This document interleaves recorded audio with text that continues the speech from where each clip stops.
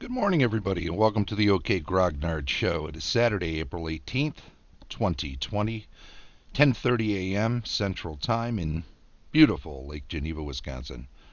This morning, we're going to do a little running review of the D&D Animated Series, Episode 4. So, without further ado, let's get right to it. With that wonderful opening, of course. Of course, for copyright reasons, we have to keep the sound down, but doesn't mean we can't enjoy the wonderful animation, the great story, and the nostalgic tiny unicorn that is Uni, our favorite character. Once again, I'm pointing out that this is clearly pre-gens because the DM handing those out at the beginning.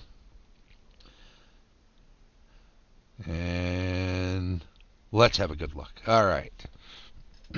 Tiamat and Venger always fighting each other. They get in each other's way. Either one of them could probably destroy them all if only they'd get over themselves long enough to realize they're just making it tough on each other. The Valley of the Unicorns was the fourth episode. Paul Dini and Carl, didn't quite catch his name, but it was up there. You saw it. Of course, you can always look these up on IMDb or have yourself a fun time picking them up. 1, 2, 3, 4, 5, 6. Somebody rolled a d6 and maxed it out on the number appearing of the wolves.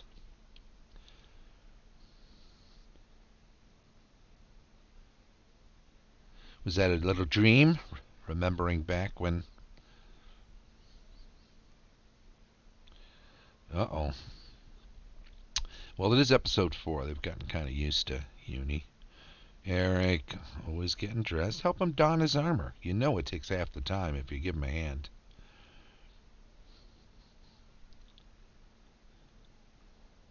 Man, that's one tough unicorn. Uh-oh.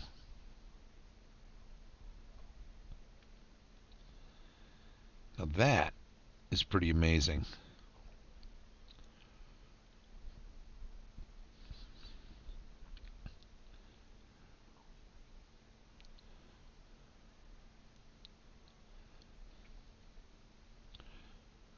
Oh, well-trained mount. He can manage to back up your mount while riding it. That's pretty impressive. We better turn it down a little more. Okay. That was probably the best magic that's been performed. Let's see what happens now. Okay. An old trick. Bring some extra food with you. Toss it off to the side for... draw their attention away. This guy's looking tough, but who's looking tougher? I believe Uni's looking tougher. Uh-oh. So tough, just carried away. What a shame. What a shame. I gotta say, I am fairly impressed with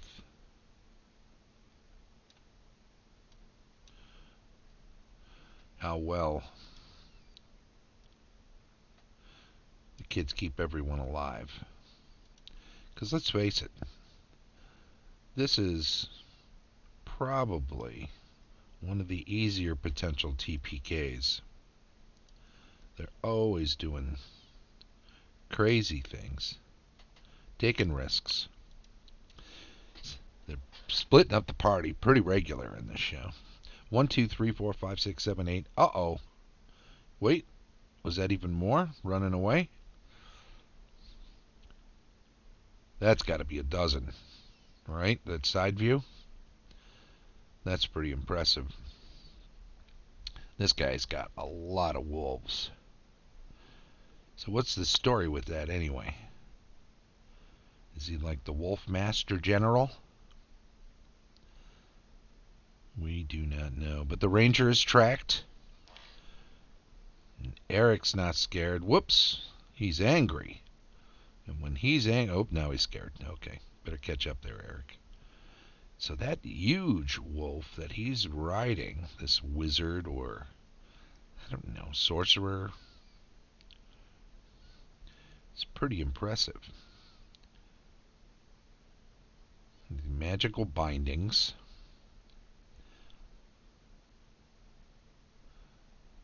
Wolf for a mount.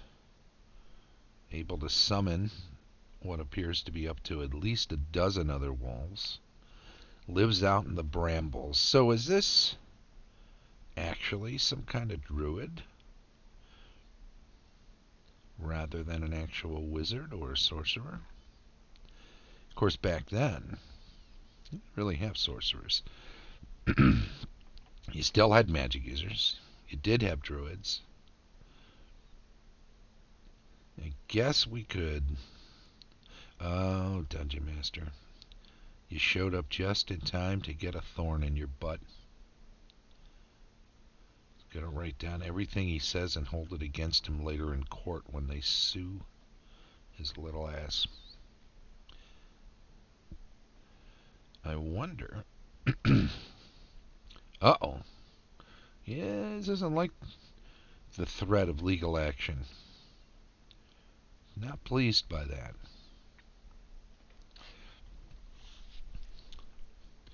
Just doing your portrait there. Doing a Stan caricature. It's caricature month.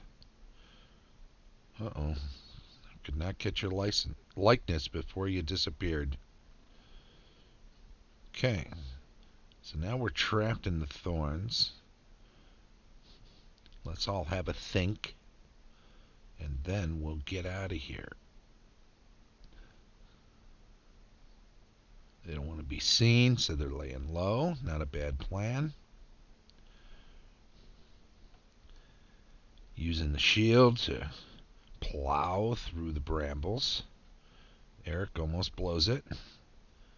They're going faster than the guy who can part the thorns and is riding a wolf, even though they're just crawling and plowing.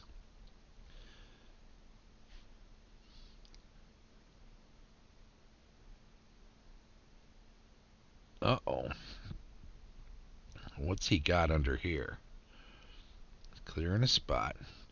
Raising his druidic city. He's got all sorts of totems. I see wolves, but I also see bears, I think, up top, was it? Or was that just a unusual wolf? Did I see wings up there, like eagle wings too? That is definitely not a wolf. Some sort of 100-armed demon, which is pretty cool. That might be one of the coolest things we've seen in this animated series thus far, actually, that stylized demon sculpture. I like the honeycombing of the architecture in here. Boy, this place is huge. We didn't waste any time following them on their way to find their way up topside there.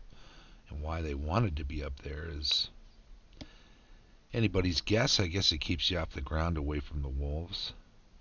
Uni's obviously scared. Poor Bobby. Must be very worried for him. Okay, we've climbed all the way up here. We better climb all the way back down now.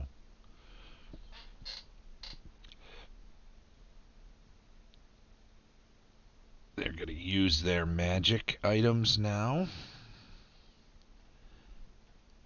This is why they brought them. It's always those three with the fighting, but everybody freeze. So now what is this?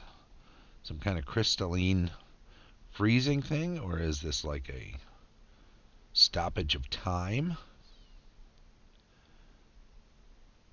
Obviously, those are all unicorn horns. They get transferred up there.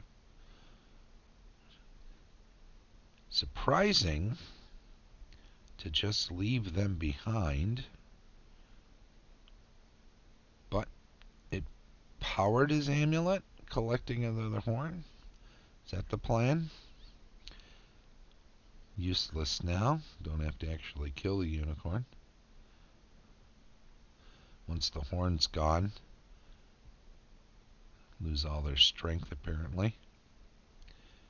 Uh-oh, we've angered the barbarian. He's able to bust out. Now what? Smack your friends around? Break them out too? That'd be the next trick. Yeah, if you're watching this on YouTube, let me suggest you also check out the Twitch feed where we do this live every Saturday, 10:30 a.m. Central Time. If you follow the Twitch stream and you post in the chat at some point, each week we do a drawing for everybody who's a follower that is posted in the chat. We pick somebody out who's been in there over the course of the week, and they win a set of dice. We've given away 2. We've got 4 more to give away. So we've got 4 more weeks, including, well, today's the last day of week 3. So if you're listening to this or watching this on YouTube, then you missed the stream earlier, probably today, since I usually load this up right after I record it. But stop in tomorrow, Sunday, 10:30. Every day, 10:30. Except Thursdays, we set up a thing for Anchor, although I'm still editing the first part of the Hour of the Dragon. So, are they just horses without the horns? Is that the thing? They get kind of gray, light grayish. Can they be returned to their... Can the horns be taken away from the statue? They walked away without him. Is there some sort of reverse spell? What does he care, right? I mean, he's got what he wants from them. So if they're all just leaving, I know why he cares. Because they will lead him to more unicorns. I think that's the valley, right? Through the rainbow waterfall,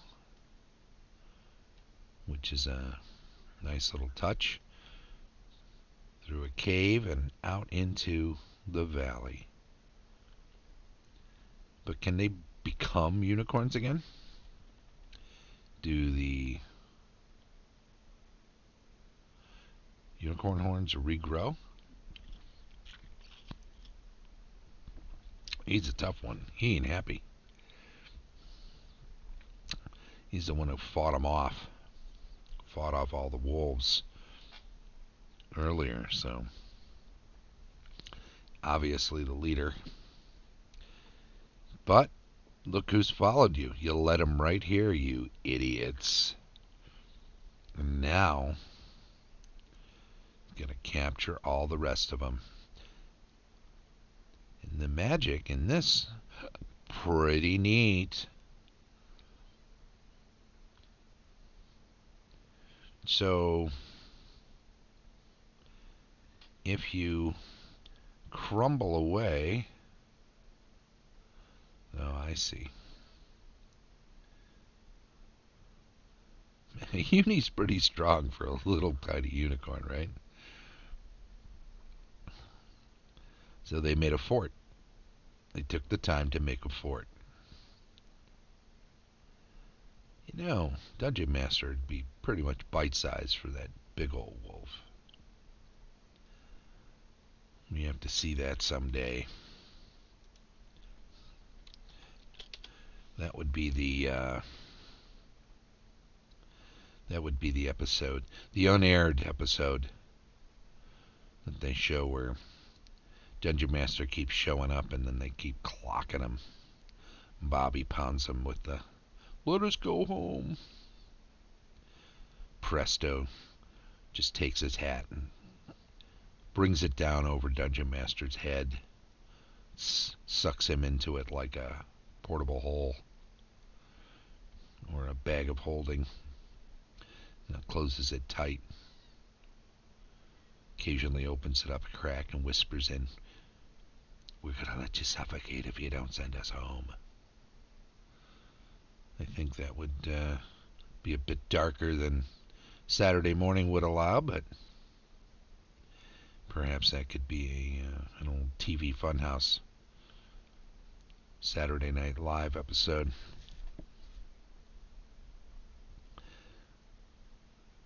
Okay, so Avenger shows up, but what's up with that?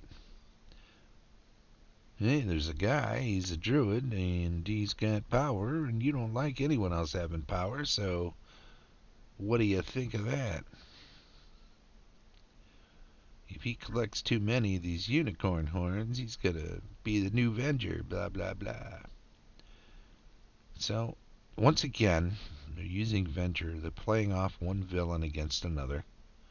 Seems to be a definite theme. We're only into episode 4, and of course, while they didn't do it themselves, have one villain was against another early on with Tiamat and Avenger, and now, of course, this guy.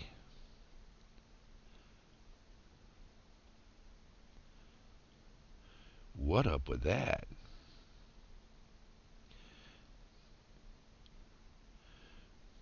Uh-oh. Don't shoot him. He's our favorite unicorn.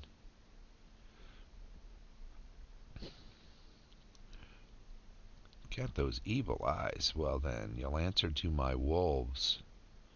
Hey, just got back. Whoa. What's up with that? Turn them into cubs.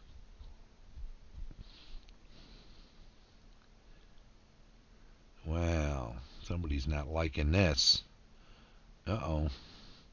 Not so tough now, huh? Thorny. I'd have gotten away with it too if it wasn't for those meddling kids. Well, if you can't just take them because of some sort of force field, you'll have to find some other way. But as long as you can't take his power away, he's got some serious magic still. But it just bounces off of his chest. Ooh. Oh, he busted his own. Oh yeah, this is always fun. Remember that battle a couple episodes ago with Tiamat and Avenger just firing bolts at each other, neither one managing to hit. Always fascinating to see if there's any way for wrong kind of horns. Yep, see. Try again. Nope. Yep, presto. Yep. Never quite right. So, what is it? Is it just that he's a mixed up, goofy, bad magic user? Or is it that the hat actually doesn't work right? So, is it wild magic? Is this the first example of wild magic? Well, the horns are restored, which is good. Keep it down there, booby. Let them fight each other. We'll get out of here. Get back to your valley. But he knows where the valley is. So he's got a globe of invulnerability, but it sinks into the ground if he wants. That's pretty interesting. That it can just pass wall combination. So they all get to ride. Of course, Eric doesn't quite know what he's doing.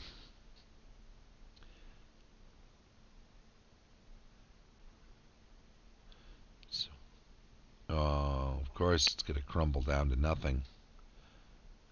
But that doesn't mean Venger's trapped. He never is, right? He always manages to get out. Some sort of flourish, quick threat.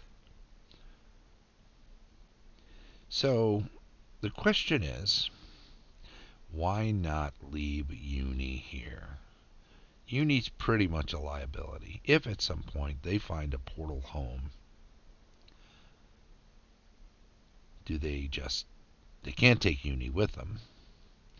So they would have to leave Uni wherever they are, where they find the portal. Probably a dangerous place. Portals aren't just laying around anywhere.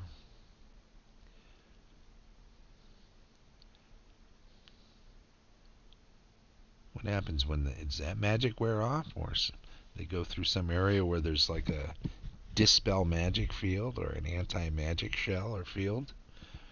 Suddenly all those little wolves are big, ravenous, carnivorous monsters again. Of course, there's only 4 of them now, apparently. An old druid/magic user guy is somewhere without any wolves at all, which is a shame. Yeah, you stay there. You stay behind the rainbow in the Valley of the Unicorns. You're not coming with us. And some good stuff in that episode. Particularly like the demon statue, and the idea that it gets powered by unicorn horns is pretty neat. You could use something like that in your own campaign. Some sort of a sacrifice.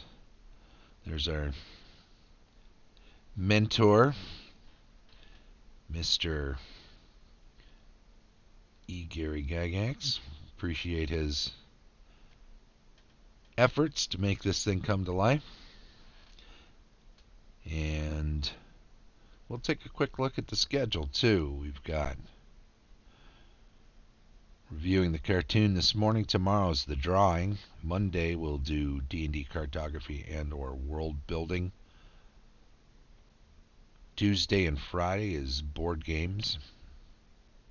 Wednesday, D&D campaign discussion. Sometimes it'll at least be partially a recap of a Tuesday night game that I think should be running this Tuesday. We did it last Tuesday, the Grimwald First Edition campaign, and hopefully we'll be getting back to it. At some point we're going to start recording those, but it's a lot of fumbling around right now.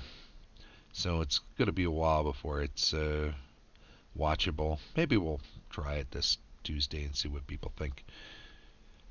And of course Thursday, the bane of my current existence, because I'd forgotten how difficult it was to edit audio files. It takes quite some time.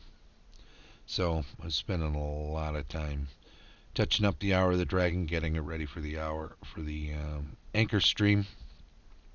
We're 2 days past when it was due, so my apologies.